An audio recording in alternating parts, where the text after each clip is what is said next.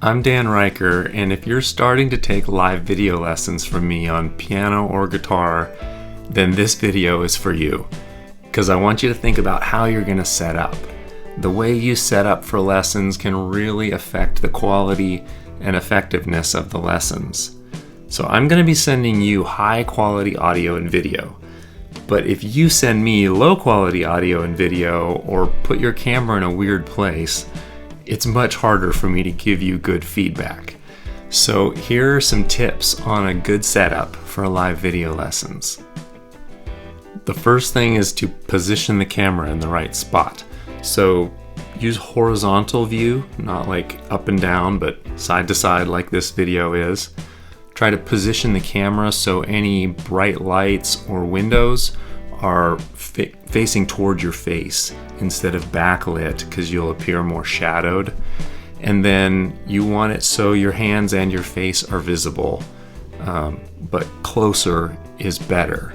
So I'll show you what that looks like in just a minute, but also microphones sound better when they're closer instead of like over across the room somewhere.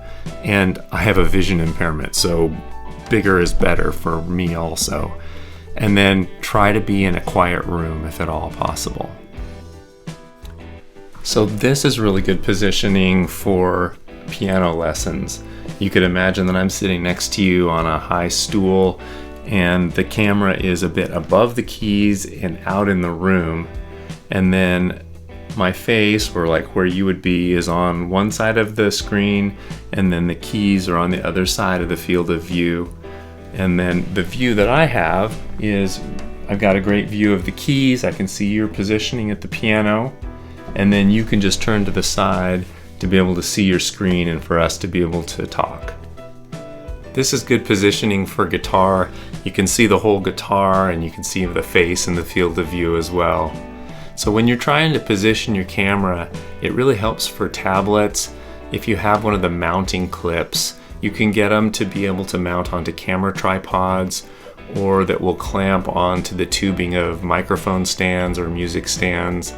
And then for laptops, having just a good music stand, the kind where you can clamp it down and then you can put it flat and use it as a platform, that'll let you be able to get it up a little bit higher as well. So there's some ideas for you. I use Zoom for live video lessons, and it has this great feature, super useful for music lessons, called Original Sound. And it lets you send the unaltered sound of your microphone through to the people on the other end.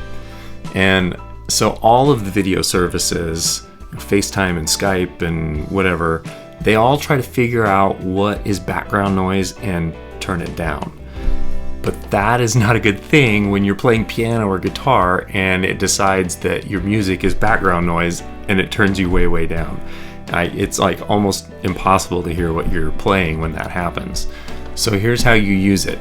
Before you ever come into the meeting with me, you only have to do this once. You hit the little gear icon on a mobile device, that's the settings icon. And in mobile, you go in the meetings area and scroll down until you see Use Original Sound. You just turn that on. On Mac or PC, you go to the audio part of settings and hit the Advanced button near the bottom right, and then do the check mark at the very top. It says Show in Meeting option for using original sound.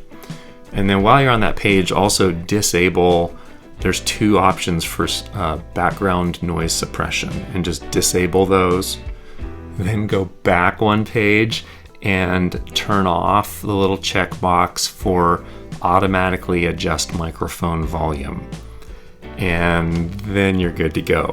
So then once you're in the meeting, you'll be able to turn it on or turn it off. So when you're doing music lessons with me, you can use original sound.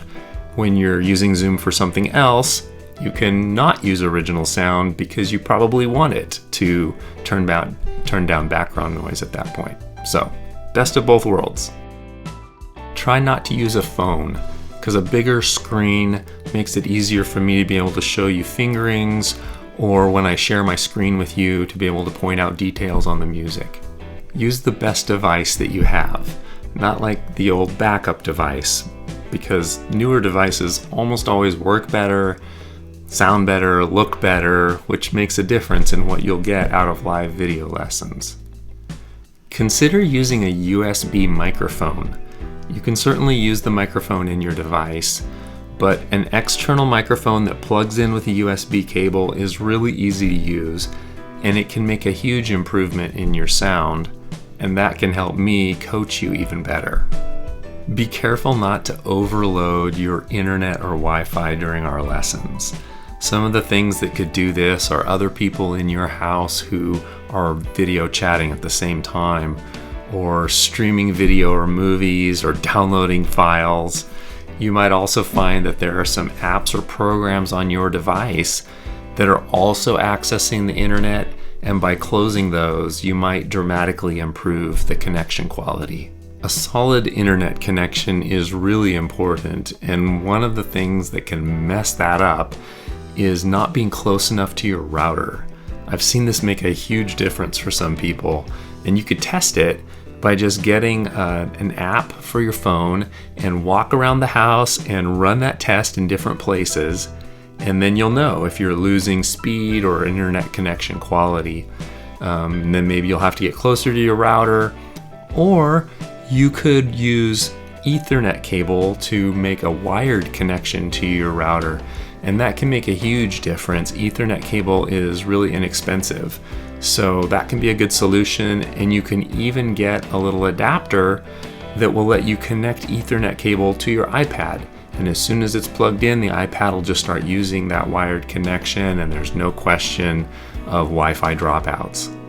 All right, that's everything I can think of. I've actually got a web page with this information on it, so if you want to read over that or find out more details, maybe I'll think of some other tips and I'll put it on that page, so you can visit that, and I'll link to it in the video description. But try to not let this part of live video lessons be overwhelming.